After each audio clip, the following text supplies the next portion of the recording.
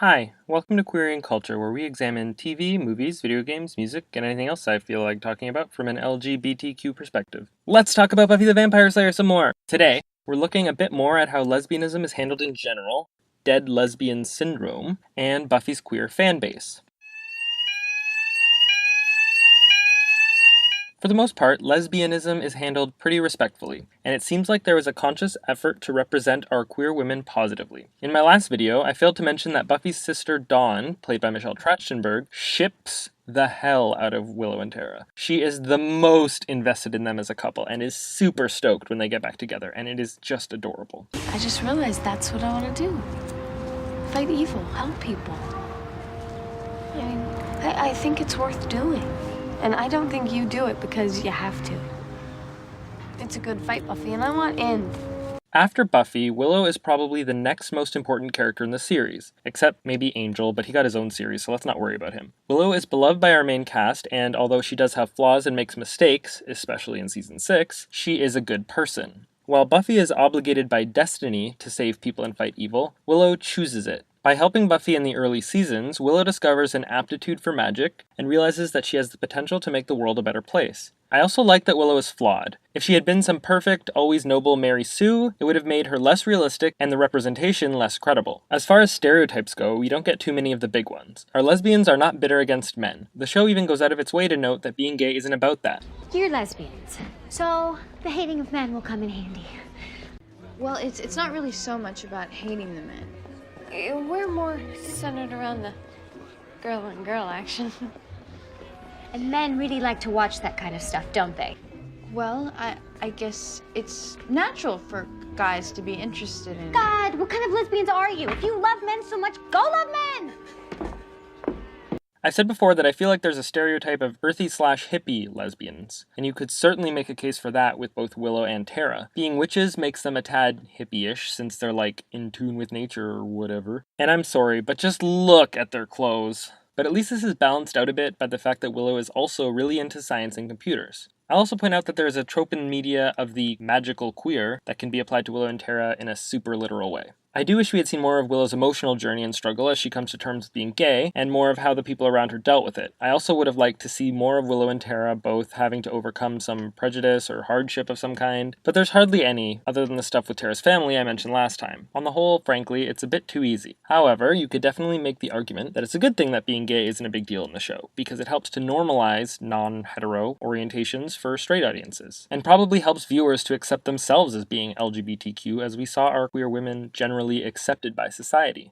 It's entirely possible that we didn't get more outright examination of Willow's self-discovery because of the restrictions the network put on the show, but it could have easily been done intentionally by the creators of the show to make it all feel more natural and not like a big deal. Regarding the first time we see Willow and Tara kiss, Joss Whedon did apparently say that he didn't want it to be like some gimmicky, attention-grabbing, very special episode of sort of thing, which to me says that they were trying to make it not be a big deal. For the first 5 seasons of the show, it aired on the WB. Evidently, there had been some resistance from the network that prevented Willow and Tara from kissing on screen. It wasn't until late season 5, over a year after Willow and Tara began their relationship, that we actually saw them kiss on screen. Not sure if it's true, but the internets tell me that Joss threatened to quit if the network didn't allow the kiss to happen on screen, and the network gave in. Of course, the show later moved to UPN, where it was like, give us all of the girl-on-girl action!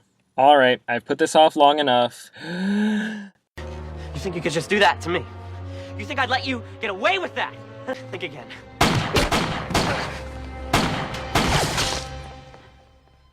Your shirt. Tara?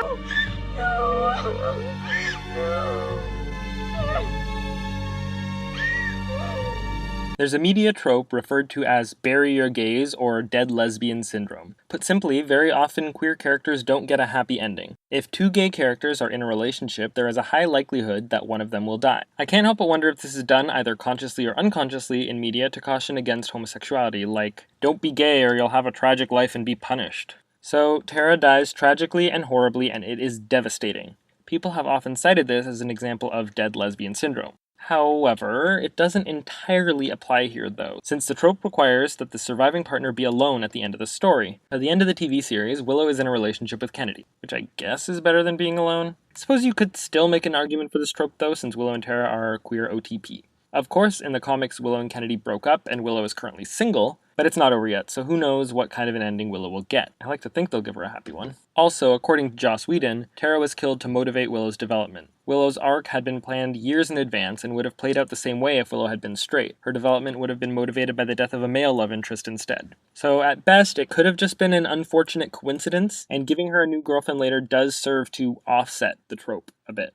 After Tara dies, Willow goes on a vengeful dark magic bender and becomes our season finale big bad. She kills Tara's murderer, tries to kill some other people, and even tries to destroy the world. There's another common trope, sometimes called the psycho-lesbian, which is when a queer female character is villainous and destructive, often due to the loss of a lover. Willow's trip to the dark side definitely feels very psycho-lesbian. Again, we can give the show some allowance on this, as it was supposedly a long-term plan to have Willow go to a dark place, perhaps since before it was decided that the character would be gay. More importantly, this trope also falls short when you note that Willow does come back from the dark-haired side of the Force and even gets to a place of ultimate good power.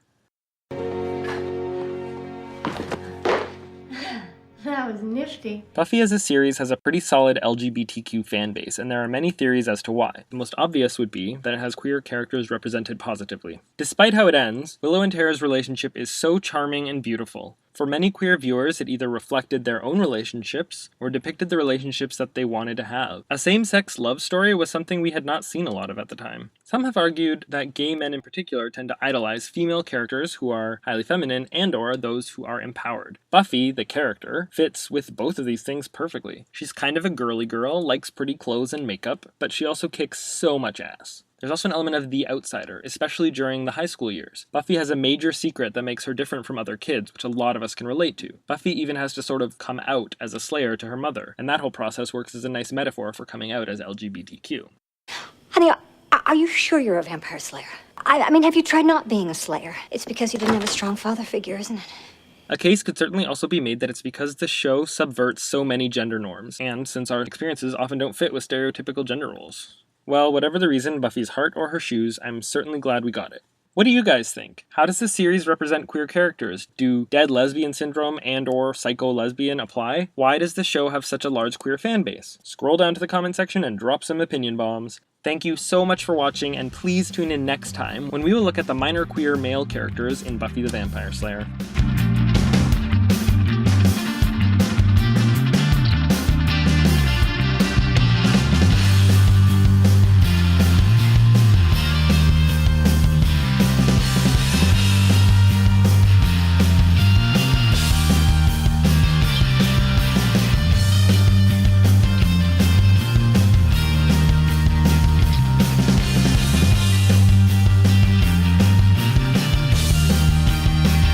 If you liked this video, then please click that thing that says like, or if you didn't, then I am just so very sorry. Also, please subscribe to my channel, that would be super. Also Facebook, Twitter, do the things. Much love!